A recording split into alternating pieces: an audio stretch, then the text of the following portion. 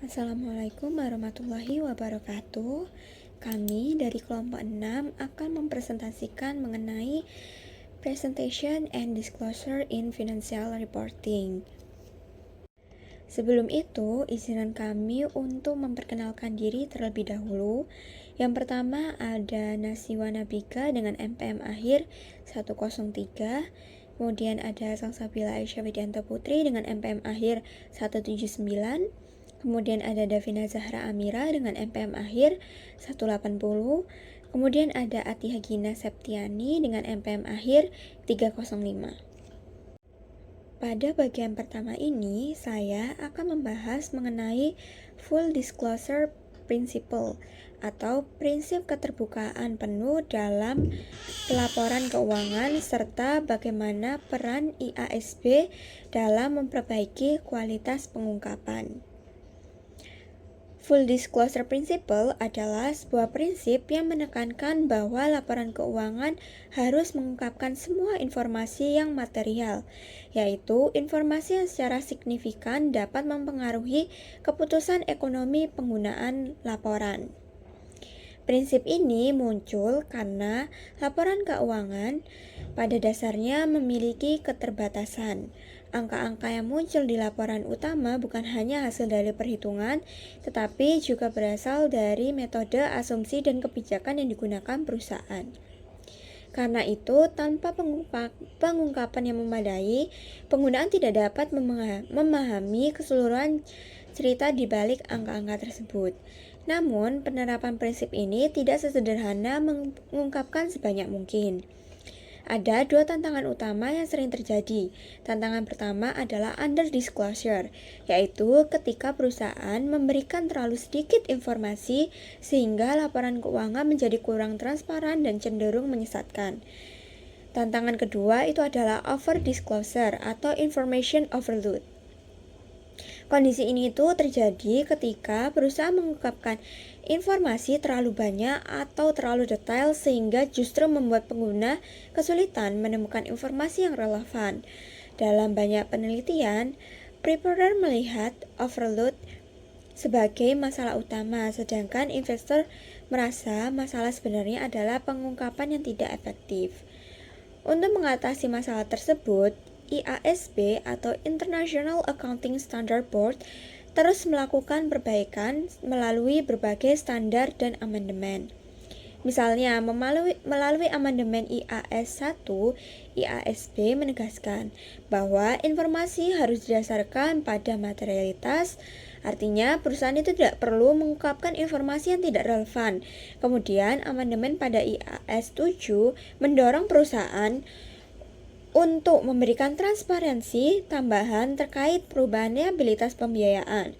Selain itu, IASB juga meluncurkan agenda besar bernama Better Communication Initiative yang bertujuan untuk memperbaiki struktur, kejelasan, dan juga efektivitas pengungkapan.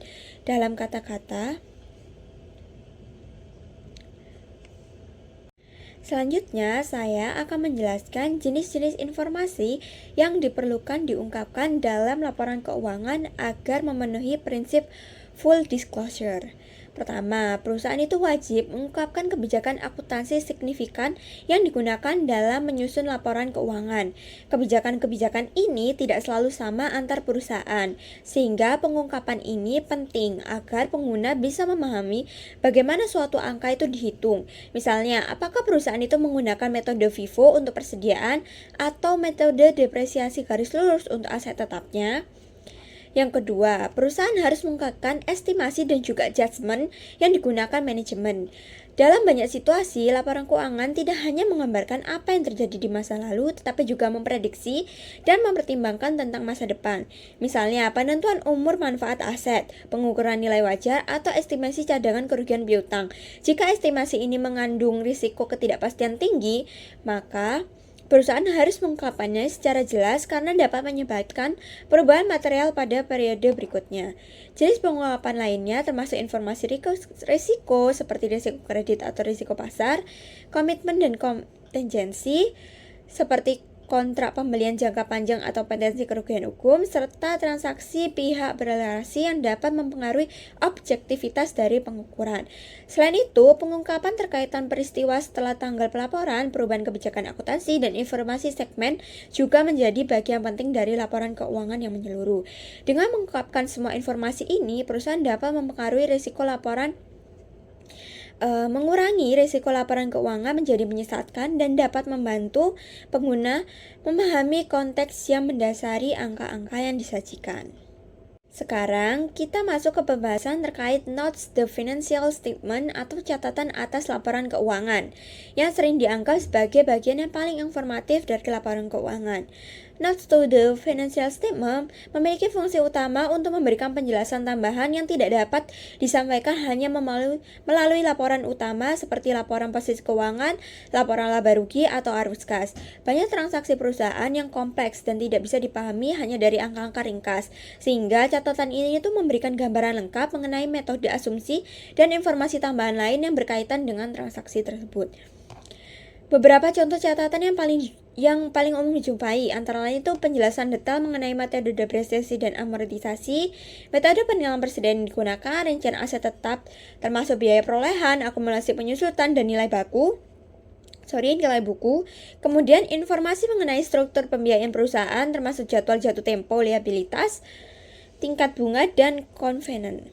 Pengungkapan mengenai litigasi atau komitmen kontraktual, transaksi antara perusahaan dengan pihak berelasi, dan pengungkapan nilai wajar dengan pembagian level 1, 2, dan 3.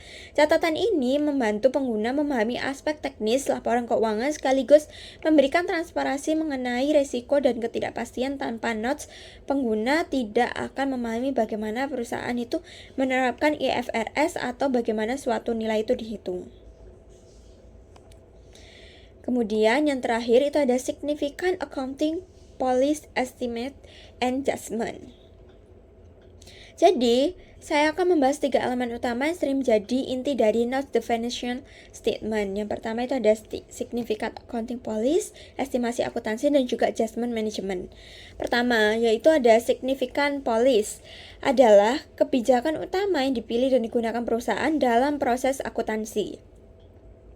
Ini biasanya itu berkaitan dengan metode pengukuran. Nah, pada bagian ini saya akan membahas 3 elemen utama yang menjadi inti dari Notes to the Financial Statement, yaitu Significant Accounting Policy, estimasi accounting, and Adjustment Management. Yang pertama itu ada Significant Accounting Policy, adalah kebijakan utama yang dipilih dan digunakan perusahaan dalam proses akuntansi. Ini biasanya itu berkaitan dengan metode pengukuran, pengakuan pendapatan, perhitungan biaya, dan juga penilaian aset maupun liabilitas. Setiap perusahaan itu dapat memiliki metode yang berbeda sesuai dengan karakteristik operasionalnya. Oleh karena itu, kebijakan akuntansi yang signifikan perlu diungkapkan agar laporan keuangan itu lebih mudah dibandingkan antar perusahaan. Yang kedua itu ada estimasi akuntansi, merupakan perkiraan yang dibuat berdasarkan data historis dan asumsi manajemen. Beberapa pos laporan keuangan sangat bergantung pada estimasi seperti impairment aset, cadangan garansi, atau umur manfaat aset tetap. Karena estimasi itu bersifat tidak pasti, perusahaan itu wajib mengungkapkan estimasi yang memiliki risiko perubahan material di masa depan. Pengungkapan ini itu membantu pengguna memahami seberapa besar ketidakpastian dan potensi fluktuasi angka. Dan yang ketiga itu ada Judgment Management, adalah penilaian subjektif yang dilakukan manajemen untuk menentukan perlakuan akuntansi. Judgment sering kali melibatkan pertimbangan profesional dan analisis situasi yang lebih kompleks, seperti menentukan apakah suatu kontrak itu memenuhi kriteria lease atau mengidentifikasi unit penghasilan kas untuk kebutuhan impairment.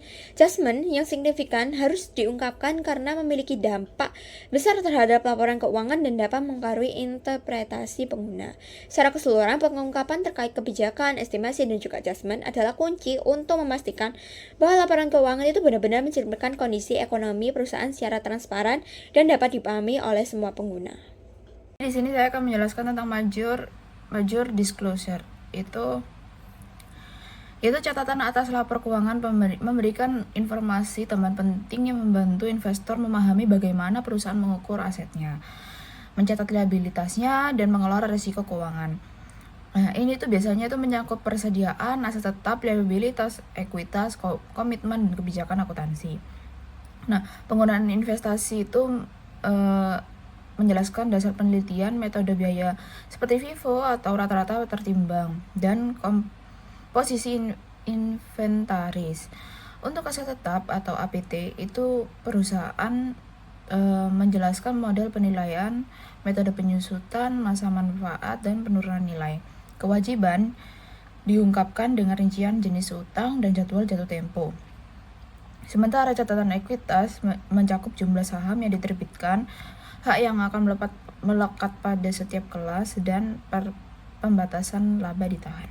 Selanjutnya di sini perusahaan juga mengungkap kontingensi, komitmen, dan tingkat pengukuran nilai wajar level 1, level 2, dan level 3 yang menunjukkan keandalan masukan penilaian. Pengungkapan tambahan mencakup pajak taguhan, kewajiban pensiun, perjanjian sewa guna usaha, dan setiap perubahan kebijakan akuntansi atau estimasi utama. Secara keseluruhan, pengungkapan berkualitas tinggi meningkatkan transparansi, mengurangi ketidakpastian, dan membantu investor menilai kinerja perusahaan, resiko, dan prospek masa depan secara efektif. Related party transaction merupakan transaksi dengan pihak yang memiliki pengaruh signifikan terhadap kebijakan perusahaan. Related party transaction ini memiliki resiko yang dimana tidak terjadi at arm length, terus juga ada manipulasi harga, dan juga penyembunyian kerugian maupun konflik kepentingan. Minimal disclosure dalam IFRS yaitu perusahaan wajib mengungkapkan yang pertama jenis hubungan pihak berelasi, kedua jumlah transaksi, saldo outstanding, komitmen, dan persyaratan, misalnya tingkat bunga maupun jaminan. Yang ketiga, penyisihan piutang ragu-ragu dari pihak berelasi. Yang keempat, beban kerugian terkait piutang pihak berelasi. Kedua, ada subsequent events atau peristiwa setelah tanggal laporan, yang dimana terdapat dua jenis, yaitu adjusted subsequent events yang dimana memberikan bukti tambahan tentang kondisi yang sudah ada pada tanggal laporan dan juga perlu penyesuaian dalam laporannya. Contoh kondisinya itu pelanggan bangkrut yang dimana kondisi kesulitan finansial sudah ada sebelumnya, ataupun hasil final gugat hukum terkait kejadian sebelum tanggal laporan. Yang kedua ada non-adjusted subsequent event yang dimana kondisi muncul setelah tanggal laporan dan hal ini tidak perlu penyesuaian tapi harus diungkap jika material. Contohnya kebakaran pabrik setelah tanggal laporan atau akuisisi ataupun penjualan anak perusahaan setelah year end. Yang B, disclosure wajib diungkap ini untuk non-adjusted event yaitu natur peristiwa dan estimasi dampak keuangan. Selanjutnya ada segmen reporting yang dimana memiliki tujuan untuk membantu pengguna memahami kinerja bagian-bagian bisnis, resiko, dan potensi arus kas, serta dapat melihat perusahaan through the eyes of management. Nah, definisi selanjutnya kita akan membahas tentang definisi segmen yang dimana sebuah perusahaan yang melakukan aktivitas bisnis menghasilkan pendapatan dan beban dievaluasi secara rutin oleh Chief Operating Decision Maker atau CODM yang memiliki informasi keuangan terpisah. Management of person ini digunakan untuk melaporkan berdasarkan cara manajemen mengelola operasi, bukan berdasarkan definisi industri yang kaku. Informasi yang wajib diungkap per segmen, yang dimana ada general information, yaitu faktor yang digunakan untuk mengidentifikasi segmen. Yang kedua ada segmen profit or loss yang digunakan dalam penilaian kinerja internal, maka harus diungkapkan, yaitu pendapatan eksternal, pendapatan antar segmen, beban depresiasi dan amortisasi, income tax, dan lain-lain. Yang ketiga ada segmen asset and liability, yaitu total aset dan total liabilitas yang dilaporkan ke CODM. Yang keempat ada rekonsiliasi, yaitu total revenue segment, total profit or loss segment, total asset and liability segment. Yang terakhir ada additional disclosure, yaitu informasi geografis dan juga major customer. Baik, selanjutnya ada interim reporting. Sebelumnya perkenalkan nama saya Nasma Nabika Salsabila dengan NPM akhir 103. Jadi interim reporting adalah penyajian laporan keuangan untuk periode kurang dari 1 tahun, seperti laporan triwulan atau semesteran. Nah, tujuannya adalah memberikan informasi yang lebih cepat dan relevan bagi pengguna laporan keuangan agar dapat mengambil keputusan secara tepat waktu. Lalu ada discrete versus integral approach. Discrete approach adalah memperlakukan setiap periode interim sebagai periode akuntansi terpisah, sehingga pengakuan pendapatan dan beban dilakukan sesuai prinsip akuntansi yang sama seperti laporan tahunan. Lalu ada integral approach, yaitu memandang laporan interim sebagai bagian dari laporan tahunan, sehingga penyesuaian dilakukan dengan mempertimbangkan keseluruhan tahun fiskal. Nah, untuk tantangannya sendiri ada 3, yaitu seasonality, tax, dan estimasi. Yang pertama ada seasonality, yaitu penjualan dan biaya bisa sangat berfluktuasi sepanjang tahun, menyulitkan penilaian kerja interim. Sedangkan tax, yaitu penilaian pajak interim harus memperhatikan tarif pajak tahunan dan bisa berubah saat estimasi pendapatan tahunan berubah. Estimasi sendiri yaitu banyak item dalam laporan interim memerlukan estimasi seperti pengakuan biaya dan pendapatan. Nah, persyaratan minimum untuk pengungkapannya sendiri yang pertama ada penjelasan perubahan kebijakan akuntansi atau estimasi. Lalu yang kedua ada pengungkapan peristiwa atau transaksi penting sejak akhir periode tahunan terakhir. Lalu yang ketiga ada informasi mengenai perubahan ekuitas, utang, dan aset. Lalu yang terakhir ada pengungkapan segmentasi usaha jika diminta oleh standar. Baik, selanjutnya ada auditor report. Auditor report adalah laporan independen dari auditor yang memberikan opini mengenai kewajaran penyajian laporan keuangan perusahaan. Nah, isi laporan auditor sendiri yang pertama ada opini atas kewajaran penyajian laporan keuangan sesuai standar IFRS.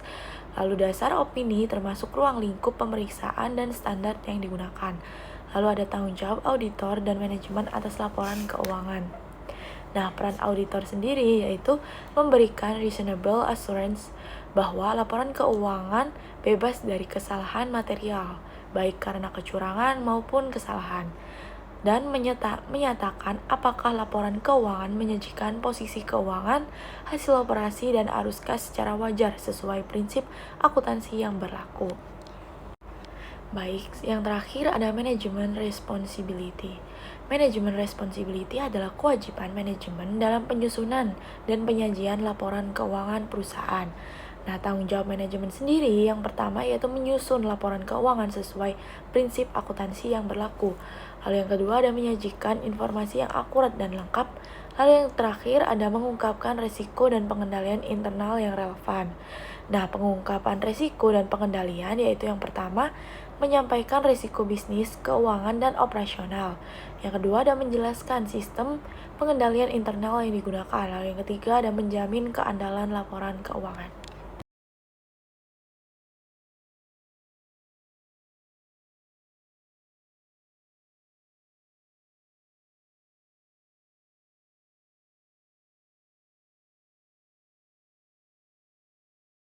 Sekian dari kelompok kami. Mohon maaf jika ada salah kata. Wassalamualaikum warahmatullahi wabarakatuh.